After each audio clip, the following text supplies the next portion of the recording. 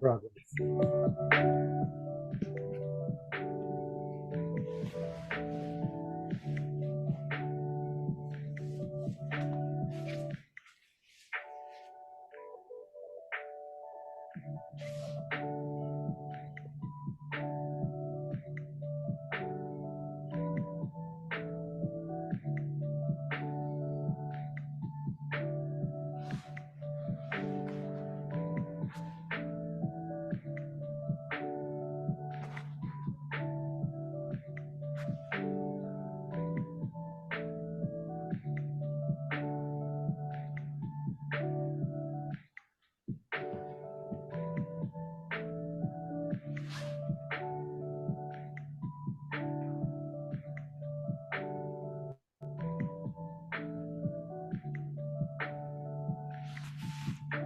Gracias a todos los que se van sumando. Vamos a dar unos minutos más para que se sumen el resto de los invitados.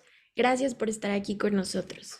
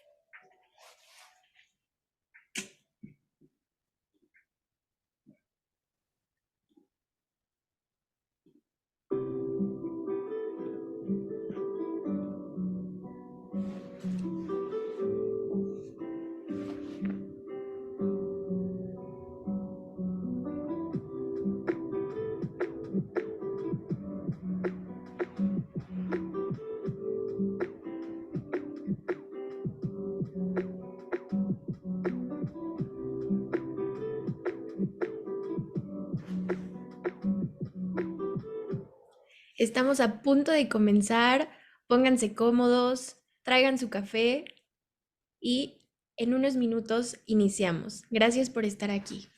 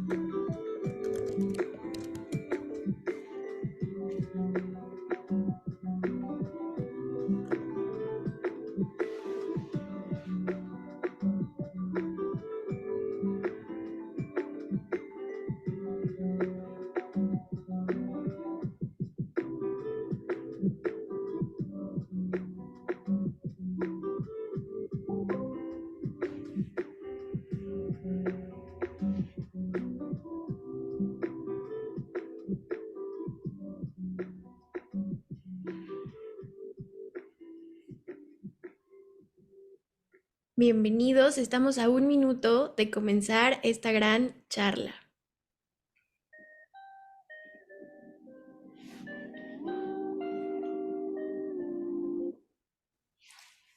Bienvenidos a todos nuevamente al Global Week Culture Design Lab, el evento que busca darles las herramientas para revolucionar sus culturas organizacionales. Les agradecemos su presencia aquí y su interés en el tema. Como segunda conferencia, conoceremos cómo se une la cultura con la filosofía empresarial.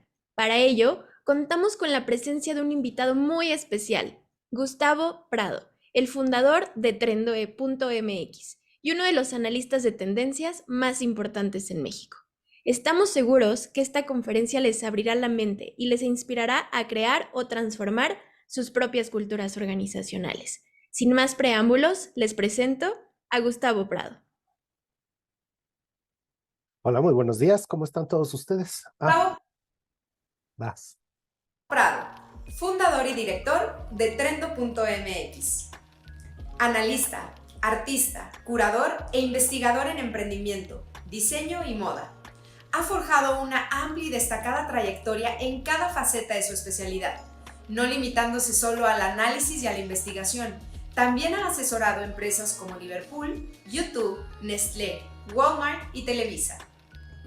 Además de sus contribuciones en el ámbito empresarial, es reconocido como autor del libro Mextilo, primera obra que aborda la historia de la moda en México, publicada en 2016. Bienvenido, Gustavo. Es un placer tenerte aquí. Te cedo micrófonos. Hola, ¿cómo están? Muy buenos días, muy buenas tardes. O sea, ya casi son. Esto es como plática de Uber, así que eso te dice, ya son tardes, señor. Pues qué gusto estar hoy con ustedes. Yo me acabo de presentar a mí mismo. Soy Gustavo Prado, tengo entre 53 y la muerte, y particularmente yo durante mucho tiempo me dediqué a ser empleado, y después de que pasó eso me dediqué a ser empresario. Entonces, actualmente trabajo haciendo tendencias, investigación de consumo y tendencias a través de Trendo.mx, que es una agencia en la cual estamos viendo de manera real qué es lo que espera el consumidor mexicano, y esto es particularmente difícil porque muchas veces todo se extrapola de lo que se quiere en Estados Unidos, y eso ha causado muchos problemas. Entonces, en cierta medida también les voy a hablar de ello. Fíjense que para comenzar, quisiera yo recordar una cosa que pasó hace exactamente 6 años. Y es que un día después de que Andrés Manuel López Obrador, ganó las campañas, bueno, ganó la elección. Entonces, resulta que en las oficinas centrales del PAN estaban pues ya quitando todo lo de la decepción de que pues no había ganado Anaya. Y entonces resulta que estaba un señor con su navajita en los vidrios, y lo que estaba quitando de los vidrios de la cafetería eran todas las frases que había puesto Anaya, y eran frases de Elon Musk y de Mark Zuckerberg y de Steve Jobs. Y de hecho eso es muy curioso porque es como todo un mensaje y un lenguaje de negocios que permea muchas de las iniciativas que hay en México, pero que no necesariamente se entienden como lo que nosotros vivimos dentro de nuestra idea del trabajo, la innovación y todas estas cosas. Entonces, particularmente, unas de las que estaban quitando eran todas aquellas que se referenciaban hacia el Universal Basic Income. Y esto es esta idea de la cual se estaba hablando mucho hace un sexenio, de que pues de repente toda la gente, por el simple hecho de ser gente, pues ya ganara sus $1,000 al mes que se te depositaban en tu cuenta, y pues ya con eso tú podías vivir. Entonces, la idea de que esto podía ser universal y que se podía extender a todas las personas, eventualmente se suponía que convivía con la idea del trabajo. Digo, en la práctica, pues si ya estás recibiendo un sueldo de $1,000 al mes, pues probablemente habrá mucha gente que elegiría realmente ya no buscar más nada que hacer. De hecho, siempre dicen que en los Países Bajos o en algunos países así del primer mundo ya están implementando algunas de estas dinámicas, pero en la práctica, si nosotros de repente lo vemos, durante este sexenio hubo gente a la que a través de ciertas transferencias desde Jóvenes Construyendo el Futuro, etcétera, pues se les acabó transfiriendo por familia como 25,000 pesos, lo cual es mucho dinero. Y entonces básicamente en regiones pues que estaban muy depauperadas, esto es que son muy pobres, como puede ser la zona conurbada de la ciudad de León en Guanajuato, eso es lo que estaban recibiendo, y pues eso está influyendo en un montón de cosas. Esta misma semana lo que tenemos como plática en todo el país es lo que tiene que ver con el tema de pensiones. Entonces, esto del tema de pensiones abarca que si será posible que la gente se retire con el 100% del último sueldo que ganó, lo cual es un poco engañoso porque en realidad de todos los sueldos que se cotizan en el IMSS, el promedio nacional es de 16,000 pesos. Y resulta que si tú llegaras a ganar 5,000 pesos es tu sueldo, ¿no? Y cuando te jubiles te van a dar nomás el 70%, 3,500, entonces el gobierno te pondría los 1,500 que te faltan para llegar a tu último sueldo. Esto es 5,000. Si tú ganabas 16,000, te lo van a bajar y te dan hasta 16,000, lo cual quiere decir que si alguien ganaba 40,000, por ejemplo, y le van a dar nada más el 70%, le darían 28,000, pero ahí el gobierno ya no te daría nada, porque el tope de hasta dónde se te va a completar el dinero de pensión sería hasta 16,000 pesos. Entonces, esto es bien interesante porque tenemos que pensar en algo. Hay una cosa que se llama la PEA, y esta PEA es la población económicamente activa. Entonces, eso es todos los que trabajan en México. En México hay 130 millones de personas y la PEA, más o menos, hay una con otra, tiene como 60 millones de personas que trabajan y haz de cuenta que esos 60 millones de personas que trabajan mantienen a los que no trabajan. Y tú, por supuesto, pensarás, ay, ¿y por qué no trabajan? Bueno, pues no trabajan porque tienen menos de 10 años, o sea, son chiquitos, ¿no? Pues tú que también adolescentes, así. Y hay también, pues todos los ancianos que también no trabajan. Entonces, todo entra dentro del esquema familiar en nuestro país. Pero algo que es muy curioso es que de repente se nos olvida la escala de cómo es esto de los trabajos en el país, porque resulta que esta PA, población económicamente activa, de todos los negocios que hay en México, imagínate tú, hay la friolera de un 99.8% que son pequeña y mediana empresa. Esto quiere decir, son changarritos. Y como son 99.8%, resulta que solo hay un 0.2% que son empresas grandotas. Y esto que sean grandotas, pues es así de, ay, mi hija, la nena, ya trabaja en Procter Gamble, ¿no? Resulta que ya se fue a un corporativo, etcétera, etcétera. Y esto va a ser bien interesante porque esa gran cantidad de empresas que existen en México, entonces resulta que hay microempresas, que esto es de 0 a 10 personas y es el 95% del total de todas las empresas. Y por supuesto, si es de 0 a 10 personas, yo estoy hablando aquí de una fondita, o sea, de una empresa muy chiquita. Y básicamente lo que te caracteriza para ser microempresa es que tú ganas hasta tope 4 millones de pesos al año. Hay pequeñas empresas, estas pequeñas empresas tienen de 11 a 50 personas y de hecho estos son 8.5 millones de empresas y resulta que ahí tienen que alcanzar un monto de hasta 100 millones de pesos. Ahora, una empresa que gana 100 millones de pesos, pues es bastante respetable. Entonces, una empresa de 11 a 50 personas que gana eso, pues sí, ya es muy notoria y ciertamente habrá empresas más o menos conocidas que están dentro de esta escala. Algunas serán, por supuesto, startups, etcétera. Y hay ya, ahora sí que las empresas grandotas, pero sin llegar a las gigantes, todavía seguimos en pequeña y mediana empresa, que estas ganan hasta 250 millones de pesos. Entonces, la gran mayoría de los emprendedores o la gente que está poniendo negocios, etcétera, están empleando de 7 a 10 mexicanos, que de hecho el 90 y tanto por ciento de los negocios que están y por lo tanto una gran parte de la población económicamente activa está trabajando en este tipo de pequeños lugares. Y de hecho, mucho de la discusión que de repente se habla de, ahora sí que de whole enchilada, que va a tener seguro social, seguro de gastos médicos mayores, pensión, jubilación, finiquitos, cuando te corren te den los 3 meses, etcétera. Entonces, eso básicamente va a estar en función de lo que están haciendo ese pequeño porcentaje de empresas grandototas, de las empresas, no de las pymes, y resulta que esas empresotas, aunque es un porcentaje muy chico, generan el 60% del Producto Interno Bruto.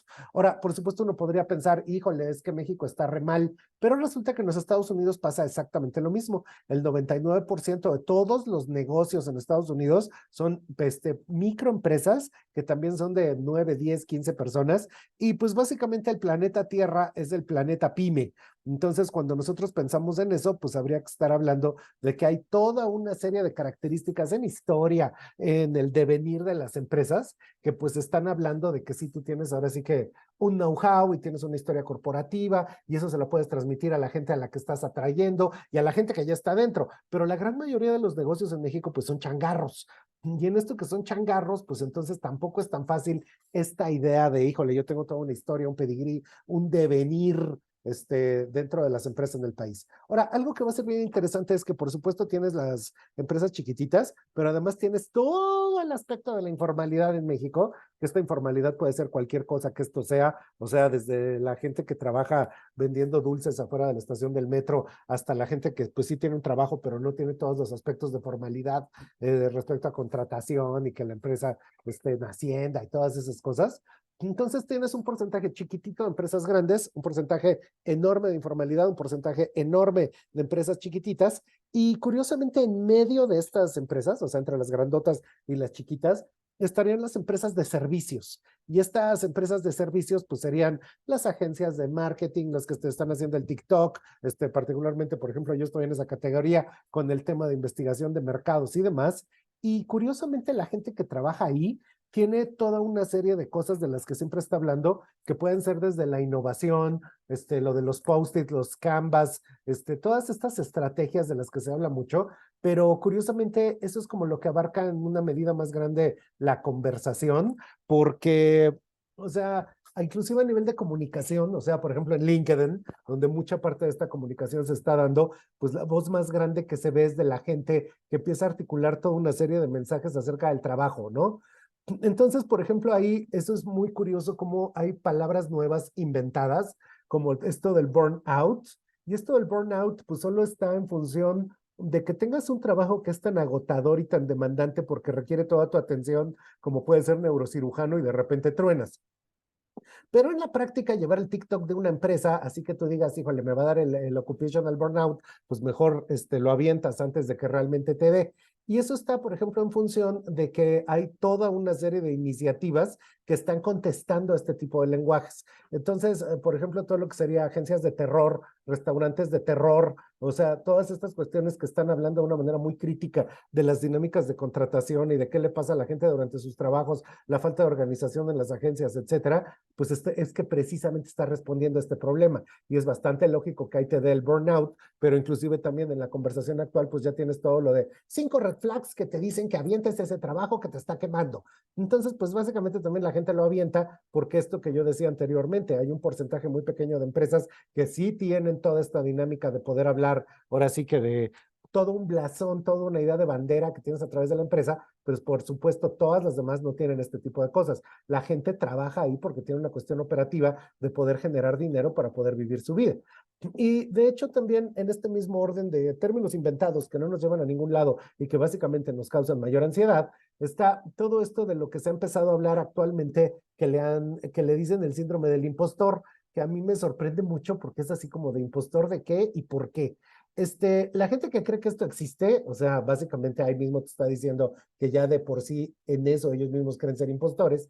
Y resulta que si tú te pones a investigarlo un poquito, este término del síndrome del impostor es muy reciente. De hecho, comenzó en 1978 y particularmente fue de una encuesta que le hicieron, fíjate tú qué interesante, a 100 mujeres. Entonces, estas 100 mujeres sentían una serie de fenómenos del 1978 y eso, inclusive había películas en aquel entonces, había una con Dolly Parton que se llamaba Working 9 to 5, y hasta la canción de Dolly Parton decía, Working 9 to 5, what a way to make a living. Entonces decía, trabajar de 9 a 5, híjole, qué manera de ganarse la vida. Y de hecho también hubo una que se llamó secretaria ejecutiva, que trataba también de una muchacha que tenía que romper el techo de cristal, porque en aquel entonces pues solo podían ascender los hombres. Entonces las mujeres, por ejemplo, en 1978, por eso se tuvo que inventar el traje sastre, que fue el traje sastre de oficina, así ya normalmente. Entonces muchas llegaban en pant al edificio y ya en el baño se cambiaban a tacones y el traje sastre, pero particularmente todo esto que les estaba pasando a las mujeres y que por supuesto tiene que ver con el feminismo, ellas estaban diciendo que tenían muchos problemas en las empresas porque aunque subían en el escalafón, o sea, todo el mundo les veía con estereotipos de género, así como, va a aventar todo porque al rato va a ser mamá o se va a casar, o sea, esa cosa de machismo que estaba dentro de las empresas.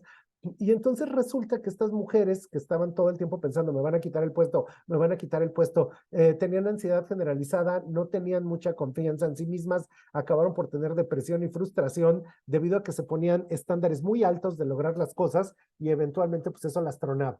Entonces eso es particularmente interesante porque ahorita eso que empezó en el ascenso de las mujeres en los lugares de trabajo, pues ahorita ya básicamente es como una plática de hombres, ¿no? O sea, tú cuando estás oyendo a cualquiera de mis contemporáneos que tienen su podcast, porque básicamente el podcast es un género de señores de más de 50 años que no tienen con quién hablar y entonces como no les hacen caso en su casa, empiezan a hablar en el podcast, eso es algo bastante perturbador. O sea, si eres Iñárritu, pues ya mejor haces una película y con eso basta. Pero resulta que ese tipo de términos pues ha empezado a llenar lo que sería el imaginario del trabajo. Y de hecho también, pues muchos habló que a partir de la pandemia en los Estados Unidos hubo así como que la gran renuncia, pero lo que no te dicen de la gran renuncia es que cuando toda esa base de trabajo renunció, pues tenía acceso a unos ahorros gigantescos y con esos ahorros gigantescos o pudieron poner sus emprendimientos o aguantar un año, año y medio, dos en lo que se encontraban a sí mismos y volver a trabajar. Y de hecho, particularmente el otro día, esto por supuesto a ustedes también les pasa, Y esa literatura que nos está hablando de otro concepto que es el quiet renunciation. Y el quiet renunciation básicamente se trata de, miren, yo aquí ya no la doy, o sea, básicamente yo ya no voy a subir aquí, este trabajo ya no me gusta, ya llego tarde porque vengo arrastrando los pies, pero voy a hacer como que sigo trabajando, pero voy a hacer la ley del mínimo esfuerzo y mientras yo estoy aquí, pues ni me corren, ni me aumentan, ni me pagan, pero yo sigo y pues yo ya renuncié en mi mente, ¿no? Y eso del quiet renunciation, les estaba yo comentando que el otro día se me descompuso el internet o se me puede descomponer Telmex, etcétera. Y entonces tú te enfrentas a cuando alguien te está haciendo la ley del mínimo esfuerzo y te das cuenta así de, oiga, me lo puede venir a componer, nada más te empiezan a hablar con lo que están leyendo en una hoja de respuesta totalmente automatizada en un call center que tampoco tiene control de nada y básicamente estás viendo que quien te está contestando no le importa el trabajo ni le importa el servicio que te están dando y pues básicamente ahora sí que no hay a quien reclamarle.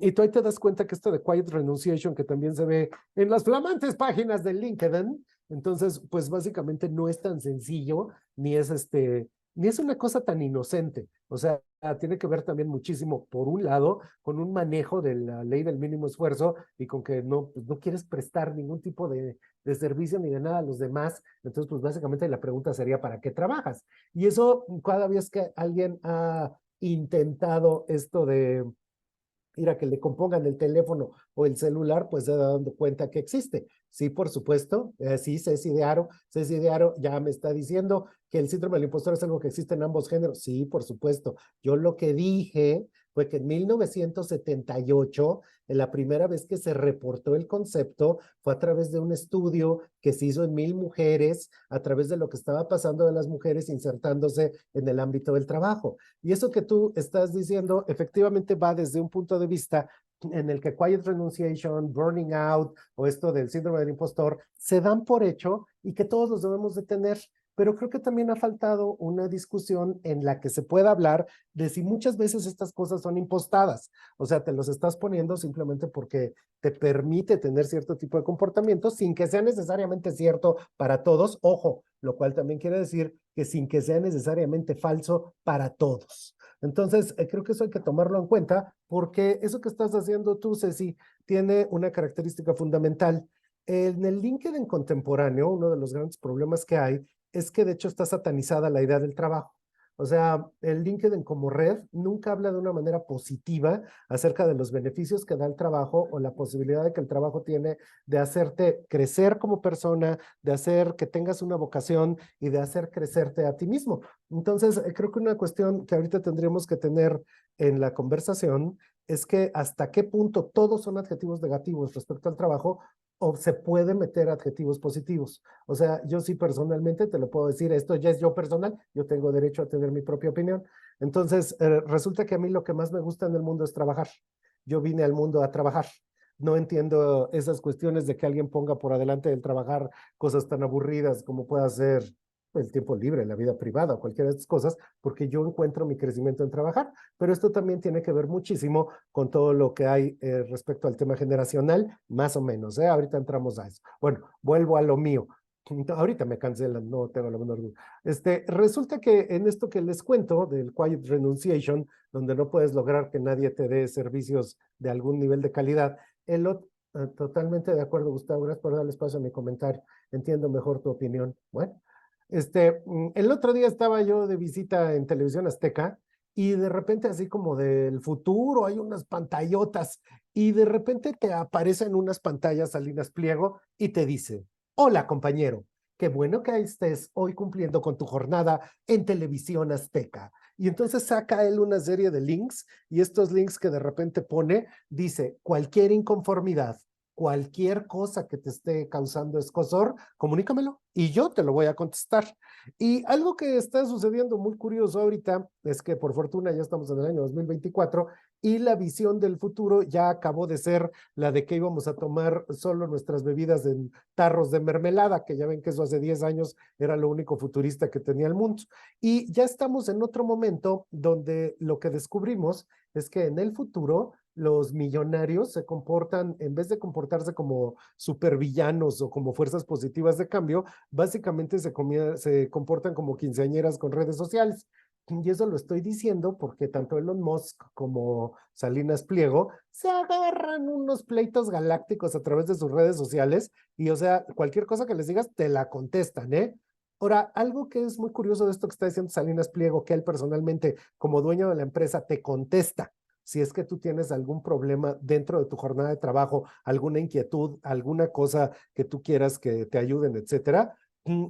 Algo que me parece increíblemente sorprendente y que tiene que ver mucho con responsabilidad corporativa es que a mí en mi casa tengo Telmex, bueno, tengo internet de Telmex y en la oficina tengo internet de Total Play, los dos se descomponen.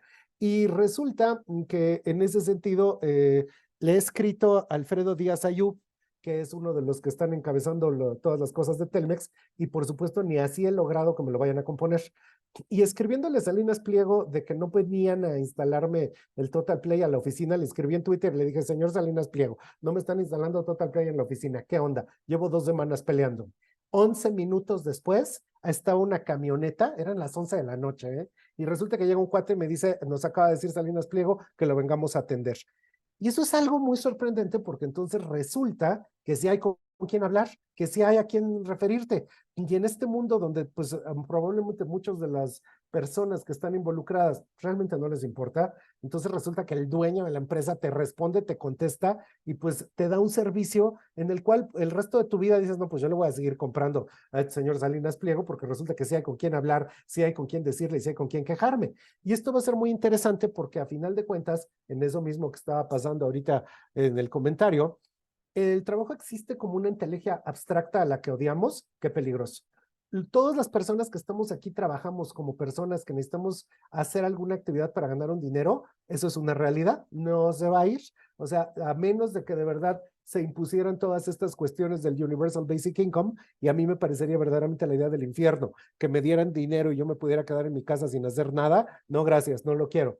Y por otro lado existe la realidad de las empresas y esa realidad de las empresas, o sea, yo mismo en Trendo, nosotros trabajamos business to business, pero curiosamente el business to business siempre tiene un lado que es business to human y eso, por ejemplo, que está haciendo Salinas Pliego, de que él particularmente hace que te compongan el internet, cosa que es muy interesante porque no a todo mundo se le ocurre escribirle, o sea, yo ya se los pasé al costo, entonces ustedes ya lo pueden hacer, te está hablando de que a final de cuentas sí se necesita que haya alguien, una persona, que responde por lo que está pasando ahí. A mí mismo me pasa y es particularmente desesperante, seguramente todos ustedes lo viven. En toda la cultura corporativa en México y en el mundo, pues estamos viviendo el juego de las sillas. Entonces, a mí me sucede que de repente habla una gran empresa, esto es un caso de la vida real, no voy a revelar sus nombres para proteger a los inocentes, habla una gigantesca empresa que encargó un estudio enorme de un tema que le preocupaba mucho, cuál era el estado de la cuestión respecto a los festivales musicales en México y cómo estaba la inserción de marca en esos festivales. Entonces ya se realiza todo, cómo se puede plantear, qué festivales hay que abarcar, se hace, etcétera, etcétera. Y ya que tienes todo listo, hablas a la empresa y es así de, ya aquí está. Y te dicen, no, pues esa persona renunció ayer. Bueno, ¿y ahora quién está? Ah, pues hay un nuevo equipo. Y este nuevo equipo tiene conocimiento, da continuidad, tiene idea de lo que pasó anteriormente, puede tener alguna continuidad en objetivos. No. Y de hecho, una cosa que también estamos viviendo en todo el mundo corporativo es que si bien en el pasado distante la gente podía entrar a trabajar a Chrysler y volverlo parte de su identidad, pues entonces también ahora resulta que la gente es mucho más, comillas, por favor, voy a utilizar un adjetivo extraño, voy a utilizar el adjetivo promiscuo. O sea, es más promiscua en el sentido que ya no se casa con la empresa, sino que más bien son pequeñas relaciones cortas y cada 2 años cambia, cambia, cambia, cambia. Y hasta un poco se ve muy raro en un currículum de repente ver y preguntarle a alguien, oye, ¿y por qué estuviste los últimos 15 años en tal empresa? O sea, ya es así como, ay, red flag, ¿qué pasará? ¿No? ¿Qué misterio habrá? Entonces, eso también es uno de los puntos que habría que de repente pensar en cómo identificamos esta relación que tienes con la empresa. Hay un montón de estudios que dicen en el mundo contemporáneo que la gente quiere trabajar en lugares que tengan un alto propósito. Entonces yo el otro día estaba en Facebook y leo un anuncio que dice, maestría, era un máster en innovación. Y yo así, como un máster en innovación, a ver, y me entero que era en online y que duraba 15 minutos. Entonces dije, bueno, pues me puedo dar el lujo de tomar un máster de innovación en 15 minutos. Y entonces era una persona que me estaba explicando cómo podría yo tener mi empresa y una de las cosas que me dijo es que yo tenía que tener misión, visión y propósito. Y algo que es muy interesante es que a nivel de escuela, pues siempre nos enseñan dos cosas, que hay que tener misión, visión y propósito y que hay que hacer un FODA, fortalezas, oportunidades, debilidades y amenazas. Y en la práctica, uno de los grandes problemas de los recetarios o de poder resolver la vida a través de un template, que es parte fundamental de todo lo que hacemos, por supuesto, en la cultura del trabajo, es que si alguno de ustedes ya a estas alturas del partido ha tenido una relación, se ha casado, se ha divorciado o ha intentado componer un problema a ese nivel, pues de repente nos damos cuenta de que no es posible tener respuestas estandarizadas de formulita, porque en la práctica cada problema que hubo allá adentro, híjole, estuvo re duro y hubo que encontrar en cada situación cómo poderlo componer.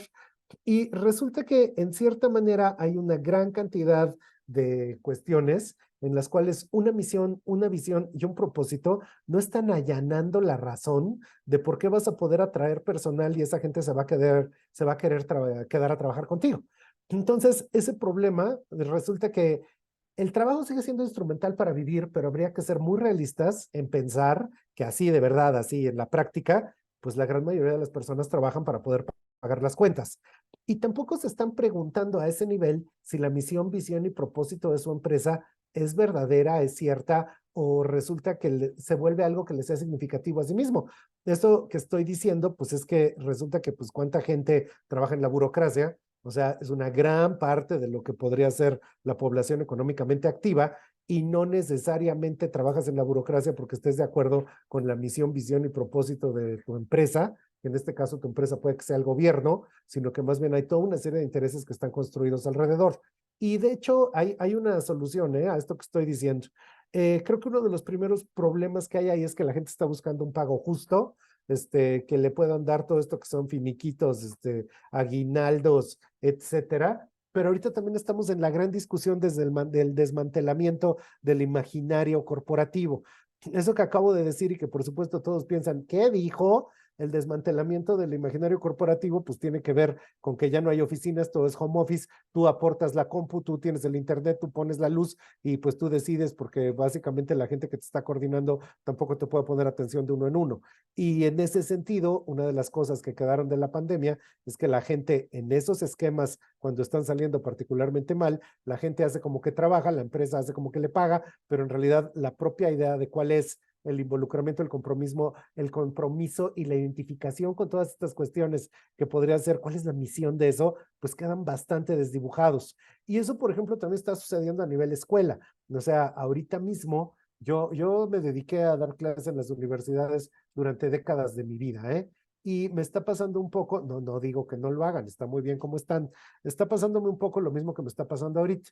Entonces, haz de cuenta que durante la pandemia dabas clases y se las dabas a un montón de gente que te decía, hola, prof, y en ese momento apagaba la cámara, apagaba el micrófono, se ponía una alerta en el reloj, 2 horas después sonaba la alerta, volvió a prender la cámara y te decía, ¿qué onda, prof? Muchísimas gracias, me encantó tu clase, bye. Pero no la vieron, no se dieron cuenta de ello y pues no estuvieron ahí.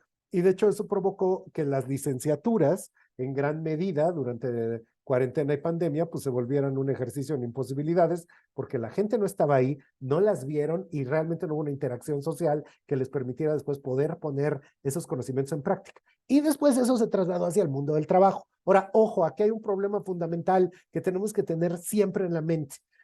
Resulta que en los Estados Unidos el 40% de la población económicamente activa de allá se puede ir a home office y quedó permanente en home office como arriba del 20%. En México solo se puede ir menos del 18%, se puede ir a trabajo en online y resulta que quedó permanentemente en online menos del 2%. Y particularmente los que quedaron permanentemente en online son gente que está como en cosas de programación, coding, etcétera, que puede tener este tipo de trabajos a distancia que no hay ningún problema con ello. Pero el resto, o sea, imagínense que la mitad de la población en México que trabaja en servicios. Entonces, como trabajas en servicios y tú vendes ropa, estás así a mostrador en cuidado con el perro o estás así viendo cómo viene todo lo de bodegas, etcétera, pues eso también determina que no te puedas ir al término de lo que serían estas cuestiones de que te vas a ir al online de manera automática. Entonces, eso ahí estaría roto.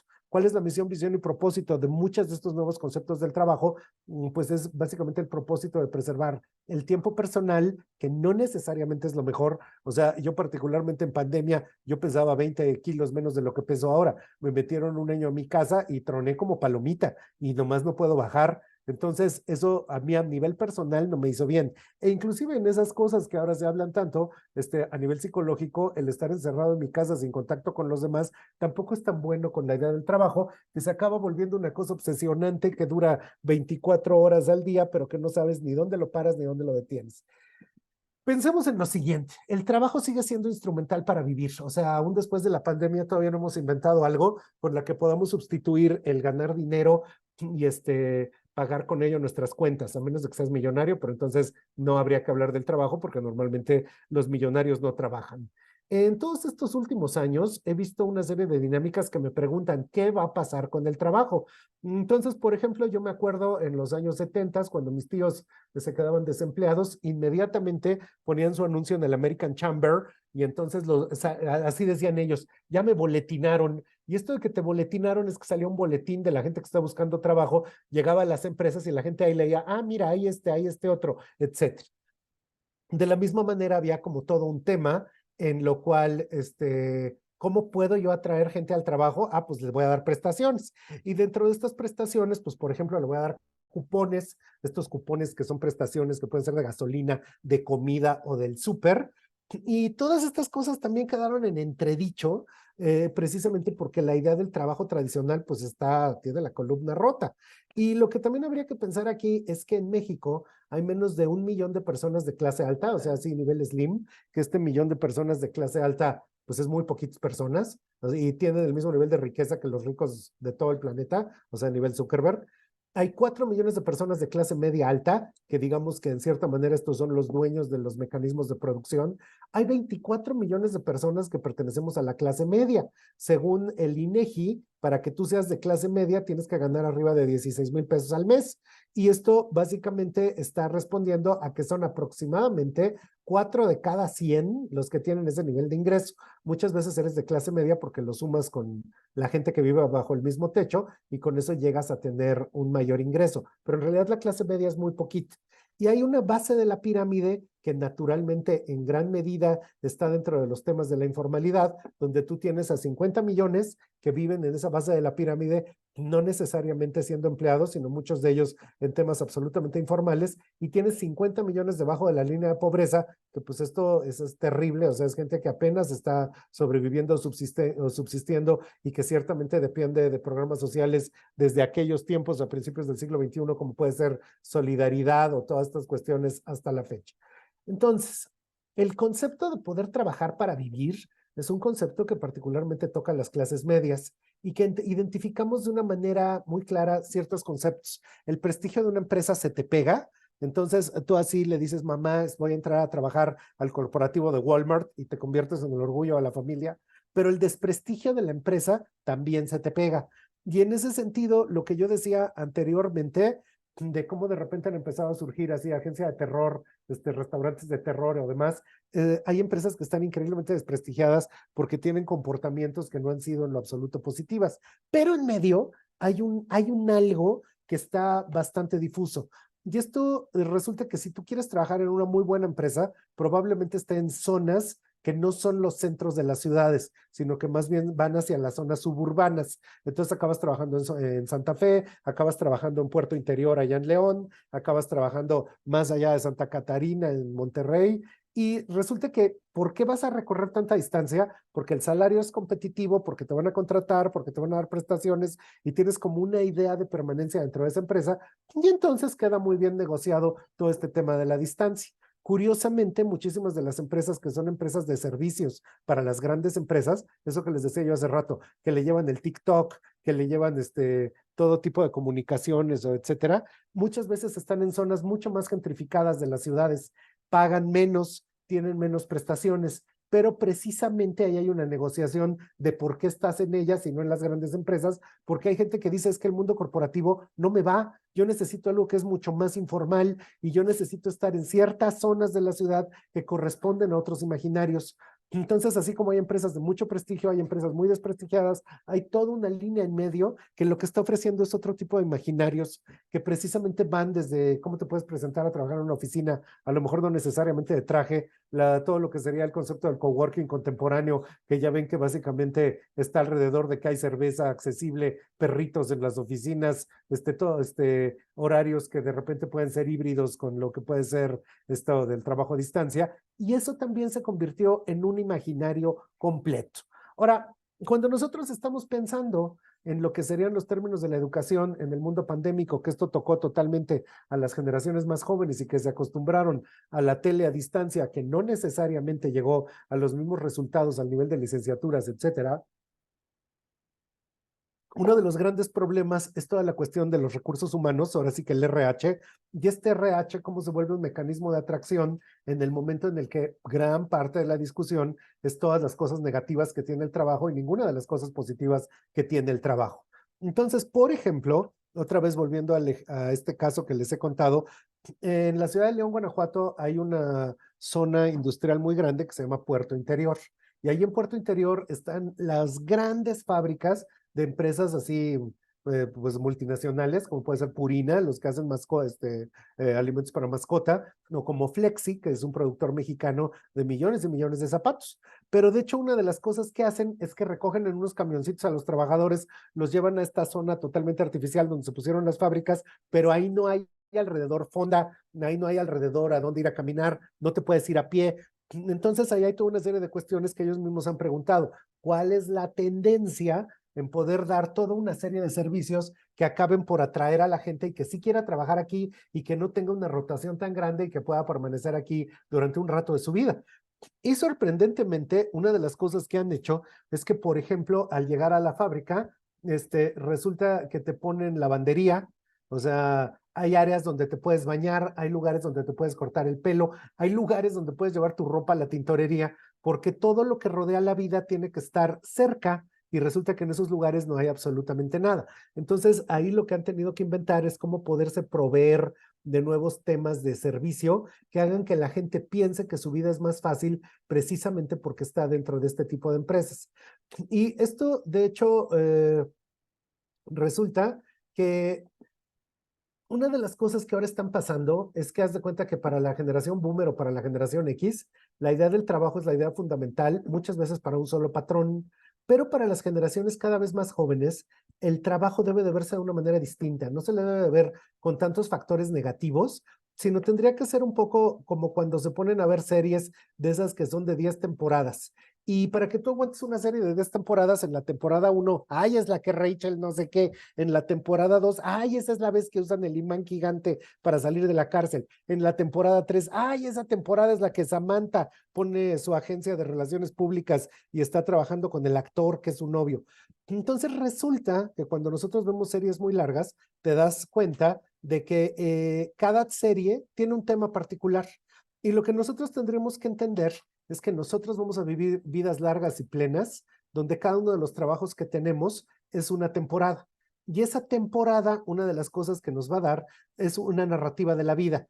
Entonces, no precisamente esta idea tampoco halagueña y positiva del trabajo, sino más bien entenderlo como una serie de aprendizajes que en cierto periodo me están permitiendo entender lo que va a pasar después. Y entonces se desactiva todas estas cuestiones negativas del impostor, del burnout o de la renuncia silenciosa, porque más bien en lo que estás es un periodo de aprendizaje continuo que lo que te va a permitir es llegar al siguiente estadio de trabajo y que particularmente, ahorita lo tenemos que pensar con la idea de que las inteligencias artificiales sí van a sustituir muchísimos de los puestos de trabajo, pero al mismo tiempo ahorita estamos viviendo una gran anomalía, la idea de que el trabajo es malo y que la vida es la eliminación total del esfuerzo, porque si nosotros eliminamos eso, pues básicamente eliminamos una cuestión de qué es lo que realmente nos mueve, que tendría que ser la ambición por lograr algo, no en todos esos trabajos, sino poder lograr algo que sea significativo con nuestra propia vida.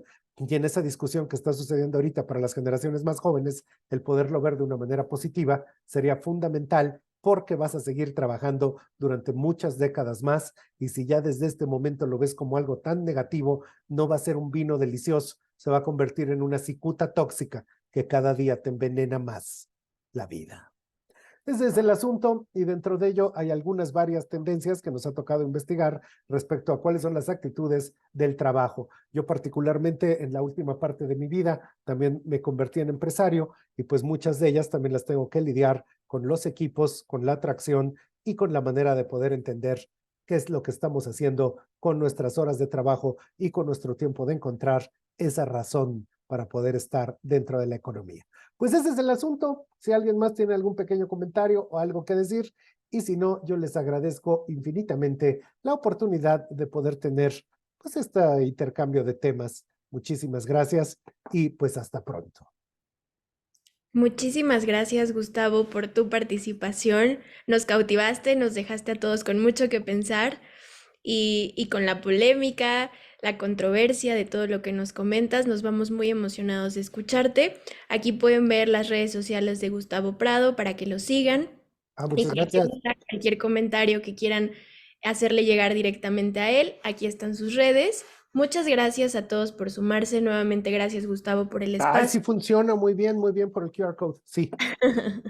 Y también aprovecho el espacio para recordarles que tenemos nuestra próxima sesión a las 4 de la tarde con Arturo de la Rosa, CEO de Pavilion. Los esperamos, súmense, team. Estamos arrancando nuestra Semana de Cultura. Es un placer compartir con ustedes. Un abrazo grande y bonito inicio de semana. Muchísimas gracias. Gracias, Gustavo. Gracias a ti. Bye. Bye, Adiós, bye. amigos. Síganos en Trendo México. Adiós. Gracias a todos por sumarse. Nos volvemos a saludar a las 4 de la tarde. Bonito inicio de semana.